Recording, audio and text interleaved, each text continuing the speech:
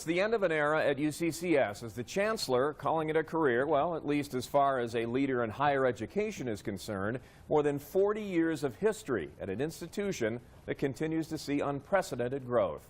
One-on-one tonight with Dr. Pam Shockley-Zalabak.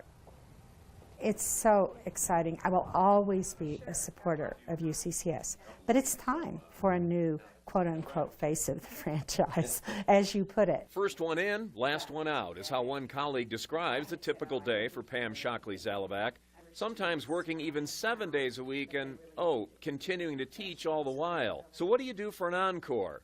More on that in a moment. First, reflecting on a career that went from part-time honorary instructor to chancellor. I think gratitude for being able to be a part of something that I think makes a real difference in our community, our region, our state, and for all those individual students. So gratitude. Dr. Zalabak has dedicated more than half her life to UCCS, which at its core, she says, was founded on the idea of being a partner with this community, focusing on a mission of economic, social, and cultural inclusion that will endure. But that's the higher education institution of the future. It's really connected to communities, connected to important issues such as cybersecurity, such as health and wellness, or, for example, the military in this region. We obviously need to be a strong partner. Think about it, spending 40 years in an institution that essentially was just 2 buildings back in 1977.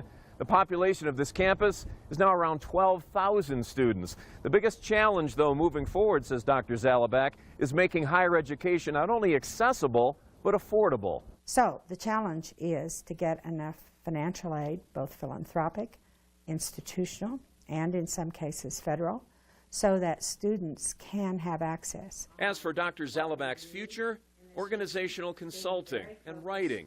Another book is in the works.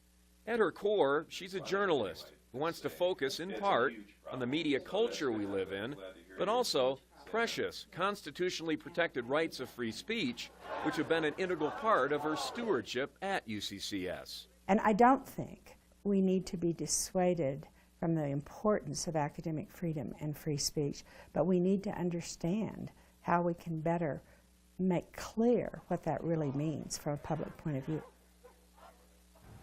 By the way, the transition is underway. An interim chancellor has been named, and the search is on for a full-time replacement.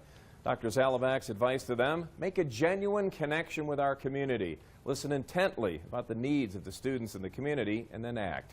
Her last day, February 15th. Thank you for your service.